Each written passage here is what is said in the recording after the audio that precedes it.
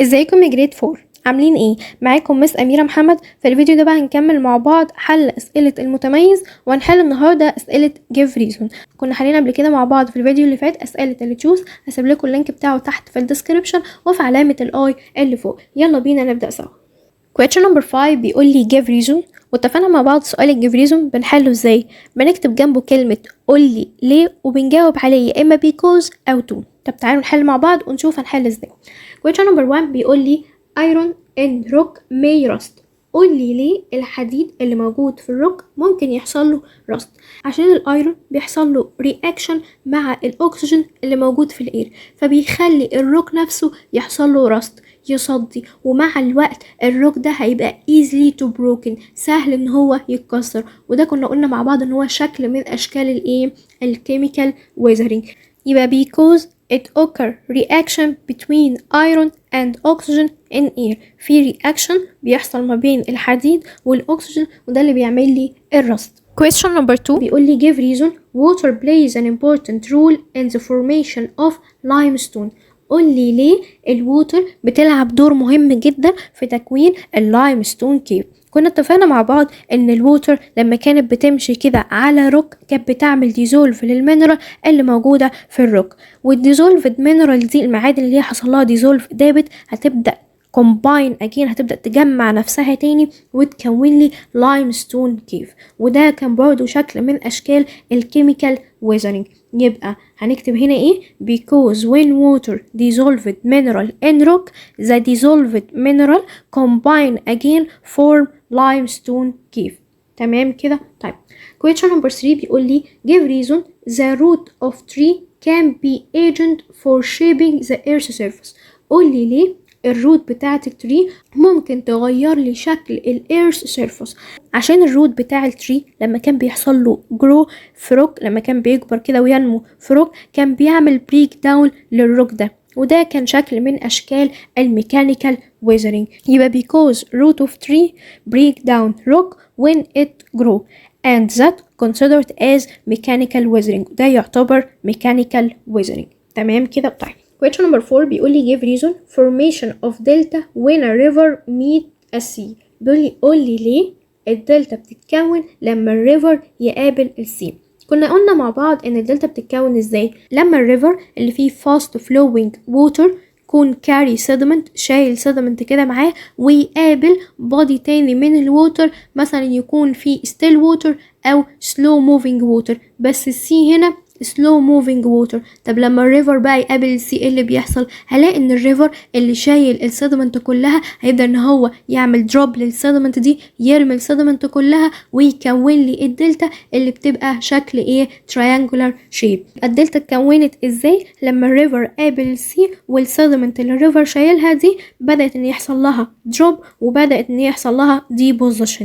يبقى because sediment of river are deposit، ان السيدمنت اللي الريفر كان شايلها حصل لها ايه؟ deposit، يعني ترسيب. بعد كده question number 5 بيقول لي give reason formation of small sand dunes on beach.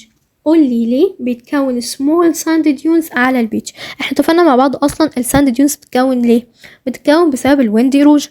طب لو الويند بقى كان ويك، كان ضعيف، كان بيعمل لي سمول ساند ديونز اللي كانت موجوده على البيتش. انما بقى لو الويند كان سترونج كان بيعمل لي لارج ساند ديونز، زي الساند ديونز اللي موجوده في الويسترن ديزرت الموجوده في ايجيبت، وبرضه الساند ديونز بتاعه الربع الخالي. يبقى الفورميشن بتاع السمول ساند ديونز على البيتش ده بسبب الويك ويند، الرياح الضعيفه. يبقى هنكتب هنا ايه؟ because they are formed by the effect of weak wind. هم اتكونوا بسبب الويك wind.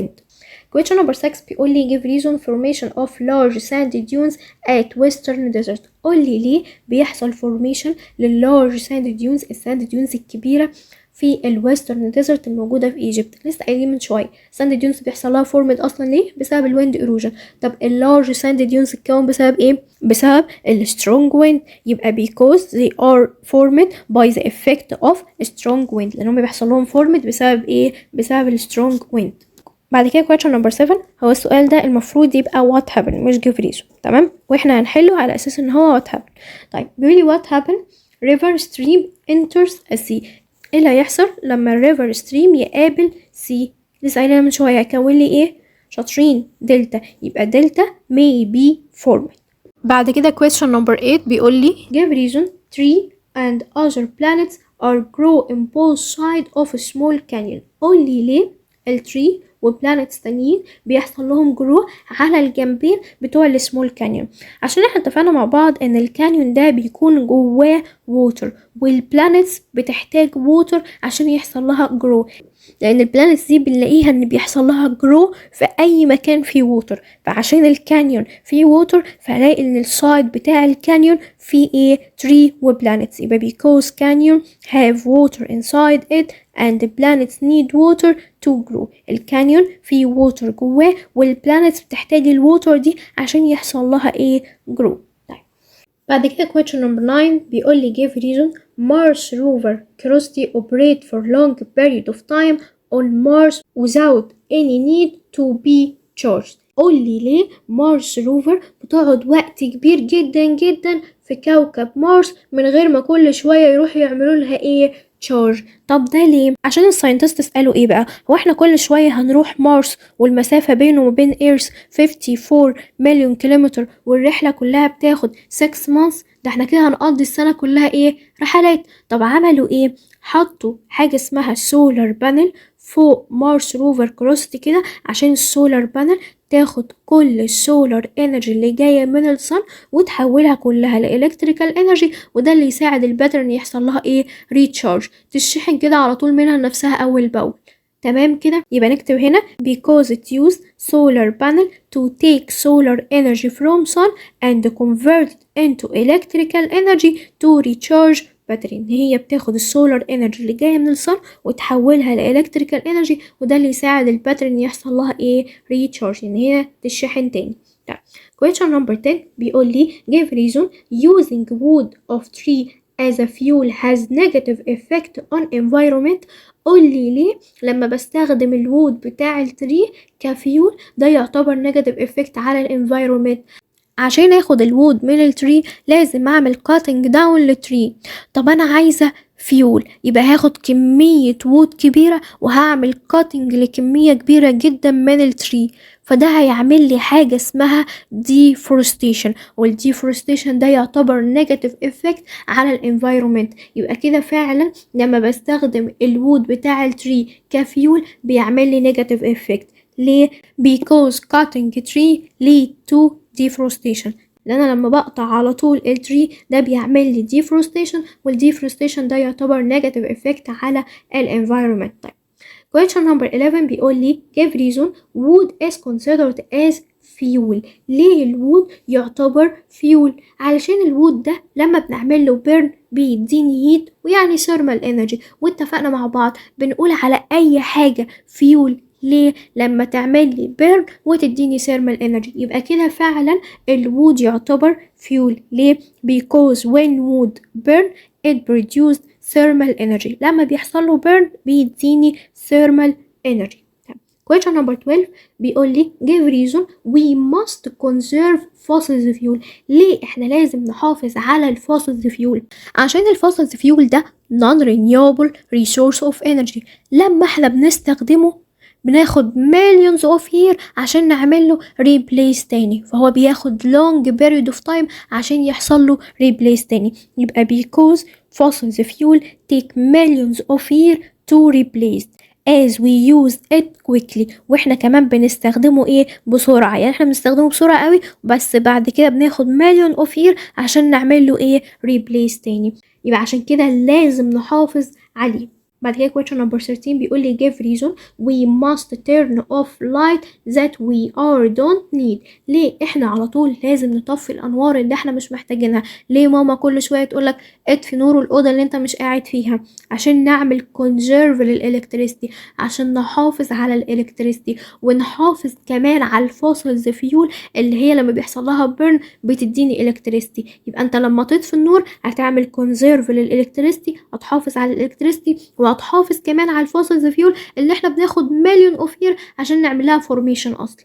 تمام كده، يبقى to conserve electricity and fossil fuel عشان نحافظ على الالكتريستي وعلى الفوسلز فيول كمان. طيب بعد كده question number 14 بيقول لي give reason gasoline is burned inside car engine. ليه الجازولين بيحصل له بيرن جوه محركات العربية؟ عشان الجازولين ده لما يحصل له بيرن بيديني ثيرمال انرجي، والثيرمال انرجي بتتحول جوه الكار انجن لكايناتيك انرجي، وده اللي بيساعد الكار ان يحصل لها move. يبقى because when it burn it produces thermal energy which converted into kinetic energy to make car move. بعد كده question number 15 بيقول لي give reason wind considered as renewable resource of energy. ليه الويند تعتبر renewable؟ الويند دي حاجة طبيعية جدا، لما احنا بنستخدمها بيحصل لها replace، بتتجدد تاني بعد ما احنا بنستخدمها على طول، فعشان كده هي تعتبر renewable يعني متجددة. ليه؟ because it replaced after it used، بيحصل لها replace بتتجدد تاني بعد ما بنستخدمها على طول. question number 16 بيقول لي give reason coal considered as non-renewable resource of energy. ليه بقى الكول non-renewable؟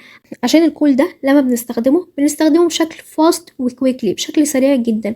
عشان بقى نعمل له replace تاني او renew تاني، نجدده تاني، بناخد million of year، بناخد ملايين السنين. يبقى because it used at rate faster than they renewed، ان احنا بنستخدمه بشكل اسرع ما بنعمل له renewed. تمام كده؟ طيب بعد كده question number 17 بيقول لي give reason smoke of cars is very dangerous to human health. قول لي ليه السموك اللي بيخرج من الكار ده بيعتبر dangerous، خطر جدا على صحة الإنسان؟ لأن السموك ده بيعمل لي irritation يعني تهيج للآي واللونجز بتاعة الهيومن. يبقى ليه؟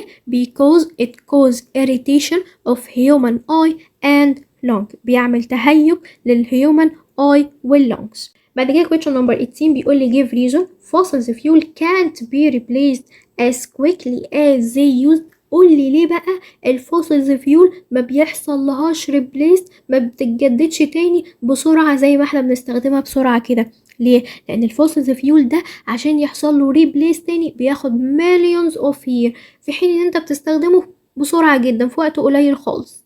يبقى because it take million of years to be formed، بتاخد ملايين السنين عشان يحصل له ايه؟ formed تاني. تمام كده؟ طيب question number 19 بيقول لي give reason generator are important in electric power station. ليه الجنريتور مهم في الالكتريك باور ستيشن اللي هي محطة توليد الكهرباء؟ عشان الجنريتور ده كان بياخد الكايناتيك انرجي اللي خارجة من التوربينز وكان بيحولها لإلكتريكال انرجي، وبيساعد الالكتريك باور ستيشن انها تعمل جنريت الكتريستي وتوصل الالكتريستي دي لبيوتنا كلها عن طريق الايه؟ الوايرز، الاسلاك. يبقى كده فعلا الجنريتور مهم في الالكتريك باور ستيشن because it change kinetic energy into electrical energy، عشان هو بيحول الكايناتيك انرجي لإلكتريكال انرجي وبيساعد الالكتريك باور ستيشن يعمل ايه؟ جنريت الكتريستي. بعد كده question number 20 بيقول لي give reason some rocks appear red. ليه بعض الروكس بيبقى لونها red، لونها أحمر؟ ليه يا مس؟ علشان الروك دي بيبقى فيها ايرون، بيبقى فيها حديد، والايرون ده بيحصل له رياكت مع الاكسجين اللي موجود في الاير، فهيعمل لي رست، هيعمل لي صدى، ولون الرست، لون الصدى بيبقى لونه ريد كده، فعشان كده بلاقي الروك يبقى لونها ريد. ليه؟ because iron in rock react with oxygen in air form iron rust، هيعمل لي صدى حديد، وصدى الحديد ده بيبقى لونه ايه؟ ريد. تمام كده؟ طيب بعد كده question number 21 بيقول لي give reason using wood as fuel has negative effect on environment. ليه لما بستخدم الوود كفيول ده يعتبر negative effect على الانفايرومنت؟ لسه قايلينها من شويه. ليه؟ عشان انا بستخدم الوود باخده من التري، فبعمل cut down للتري، فالكاتنج داون للتري بشكل مستمر ده بيعمل لي ايه؟ deforestation، والديفورستيشن ده negative effect على الانفايرومنت. يبقى because cutting down tree cause deforestation. تمام كده؟ طيب بعد كده question number 22 بيقول لي give reason farmers must decrease the use of pesticide. ليه الفارمرز المزارعين لازم يقللوا شوية من استخدامهم للبستيسايد؟ هو البستيسايد مفيد ان هو بيعمل لي كل الانسكتس، بس برضو ليه اضرار تانية. زي ايه يا مس؟ البستيسايد ده لو نزل على ووتر او سويل هيعمل بليوت للووتر وبليوت كمان للسويل، فلازم الفارمرز يقللوا منه شوية عشان يقللوا الايه؟ البليوشن. يبقى لما يجي يقول لي هنا ليه الفارمرز لازم يقللوا استخدامهم شوية للبستيسايد، يبقى because it pollute water and soil. تمام كده؟ طيب بعد كده question number 23 بيقول لي give reason we feel warm at night although the sun is not visible in the sky. بيقول لي ليه احنا بنحس ان احنا دافيانين بالليل بالرغم من ان الصن مش موجودة؟ عشان احنا طبعا عارفين ان الصن بتديني هيت وبتديني ثيرمال انرجي، بتحسسني ان انا وورم دافيان، والصن دي ما بتكونش موجودة غير بس بالنهار. طب ازاي بقى يا مس انا بحس ان انا وورم بالليل؟ علشان اللاند والووتر طول اليوم عمالين يعملوا ابزورب للثيرمال انرجي اللي جايه من الصن، طول اليوم عمالين يعملوا لها ابزورب عشان يخزنوها ويخرجوها بالليل، فتحس ان انت feel warm بالليل. يبقى because land and water absorb thermal energy from sun all day، لان اللاند والووتر طول اليوم عماله تعمل absorb للثيرمال انرجي اللي جايه منين؟ من الصن. تمام كده؟ طيب بعد كده question number 24 بيقول لي give reason hydroelectric dam are built on river. ليه الهيدروإلكتريك دام بيتبني على الريفر؟ لأن الريفر بيبقى فيه كمية ووتر كبيرة جدا، فاحنا عايزين نعمل كنترول نتحكم في الووتر دي. فبنعمل ايه؟ لما يكون مثلا عندنا هنا ريفر بنبدأ ان احنا نبني دام، نبني سد هنا جنب الريفر. ليه؟ عشان يعمل كنترول للووتر، عشان يتحكم في المية ويبدأ ان هو يعمل ستور للووتر، يخزن الووتر هنا جنبه ويزود فيها البوتنشال انرجي. فلما يزود البوتنشال انرجي من الووتر، اول لما يفتح الدام كل البوتنشال انرجي هتتحول لكاينيتيك انرجي والووتر هيحصل لها موف، وبعد كده الكاينيتيك انرجي اللي هي بقت بكميه كبيره قوي هتروح للووتر توربينز وهتتحول لالكتريكال انرجي ويبقى عندي مور الكتريستي. يبقى كده فعلا لما ابني الدام على الريفر ده مفيد. ليه؟ because it control water flow، لان هو بيتحكم في كميه الووتر and to increase potential energy، وبيعمل increase البوتنشال energy بتاعة الووتر to generate electricity. بعد كده question number 25 بيقول لي give reason humans used windmills and water mills from hundreds of years. قول لي ليه الهيومن زمان من مئات السنين كانوا بيستخدموا الويند ميلز والووتر ميلز؟ اتفقنا ان هما كانوا بيستخدموهم زمان ليه؟ شاطرين عشان يعملوا جريند للجرين ويعملوا فلاور، عشان يطحنوا الحبوب ويعملوا دقيق. يبقى to grind grain to make flour. تمام كده؟ طيب بعد كده question number 26 بيقول لي give reason kinetic energy of wind affects the speed of wind turbine blade rotation. بيقول لي قول لي ليه الكاينيتيك انرجي بتاعه الويند بتأثر على السبيد بتاعه الروتيشن، دوران البليدز بتاع الويند توربينز؟ عشان الكاينيتيك انرجي بتاع الويند لما يبقى انكريز، لما يبقى زياده قوي والويند تبقى سترونج، فبلاقي ان البليدز بتاعه الويند توربينز بدأت ان هي روتيت فاستر، تلف بشكل اسرع. ففعلا الكاينيتيك انرجي بتاع الويند بيأثر على السبيد، بيأثر على سرعه الروتيشن بتاعت البليدز of wind turbines. يبقى because when kinetic energy of wind increase the blade rotate faster.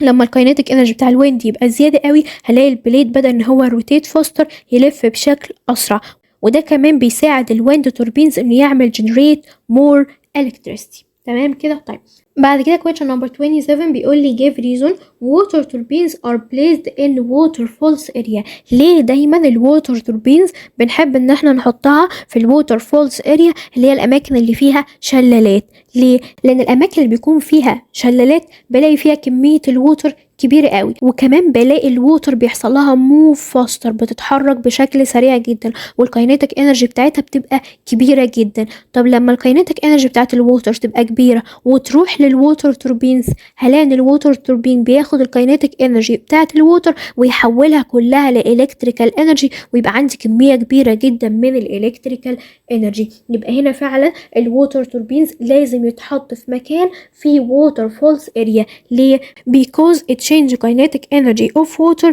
to electrical energy، يعني بيحول kinetic energy بتاعة الووتر لإلكتريكال energy. طيب بعد كده question number 28 بيقول لي give reason sometimes wind turbines are useless. بيقول لي قول لي ليه الويند توربينز في بعض الأوقات بتكون useless، بتكون ملهاش أي أهمية. الويند توربينز عشان تبقى مهمة لازم تتحط في مكان فيه ويند، صح؟ عشان البليدز يحصل لها روتيت وتقدر تعمل لي جنريت الكتريستي. طيب ممكن بقى تكون useless ملهاش أي أهمية وفايدة لما تكون في مكان ما فيهوش wind. بالتالي البليدز بتاعت الويند توربين مش هيحصل لها موف، فمش هيقدر يعمل generate electricity، فيبقى ملوش اي اهمية وفايدة. يبقى because when wind doesn't blow, wind turbine blades doesn't move, so it can't generate electricity. لما الويند ما بيحصلوش blow، ما بيهبش كده وما بيتحركش، هلاقي الويند توربينز بليد مش بتتحرك، الريش بتاعه الويند توربين هي كمان مش بتتحرك، وكمان مش هتعرف تعمل لي generate electricity. بعد كده question number 29 بيقول لي give reason the body has energy inside it. قول لي ليه البادي بتاعك فيه انرجي جواه؟ ليه؟ عشان انت لما تيجي تاكل الفود ده بيكون فيه chemical energy stored in it، فالكيميكال انرجي اللي بتكون stored in food بتتنقل ليور بادي، بتتنقل لجسمك، فكده فعلا بيكون في انرجي موجودة في جسمك وهي الايه؟ الكيميكال انرجي. يبقى because when we eat food chemical energy is stored inside us. لما احنا بناكل الفود الكيميكال انرجي اللي كانت موجودة في الفود هيبدأ يحصل لها store ايه؟ in your body، في جسمك. تمام كده؟ طيب بعد كده question number 30 بيقول لي give reason the energy can change its form but it never goes away. قول لي ليه الانرجي ممكن تغير الفورم بتاعها، ممكن تغير شكلها، بس عمرها ما حصل لها goes away، يعني عمرها ما خلصت. ليه؟ ده بسبب law of conservation of energy اللي كان بيقول ايه؟ نفتكر مع بعض شاطرين، اللي بيقول ان الانرجي neither be created nor destroyed but it convert from one form to another form. ان الانرجي ما بيحصلهاش created، يعني بتتكونش من اول وجديد، ولا بيحصل لها destroyed ولا بتتدمر، بس بيحصل لها convert، بتتحول من فورم لفورم تانية. يعني مثلا هلاقي ان الكاينيتيك انرجي بتتحول لالكتريكال انرجي، او الاقي مثلا ان السولار انرجي بتتحول لالكتريكال انرجي. هل الالكتريكال انرجي دي لسه حصل لها كرييتد دلوقتي؟ لا، دي حصل لها ترانسفورم من فورم لفورم تانية، اتحولت من فورم لفورم تانية. تمام كده؟ يبقى نكتب هنا ايه؟ because of law of conservation of energy ان energy neither be created nor destroyed but it convert from one form to another form. تمام كده؟ كده نكون خلصنا مع بعض أسئلة الجيف ريزون كلها وشرحناها نقطة نقطة وحلينا كل سؤال بالتفصيل. استنونا في فيديو جديد نحل مع بعض أسئلة الوات هابن. والسلام عليكم ورحمة الله وبركاته.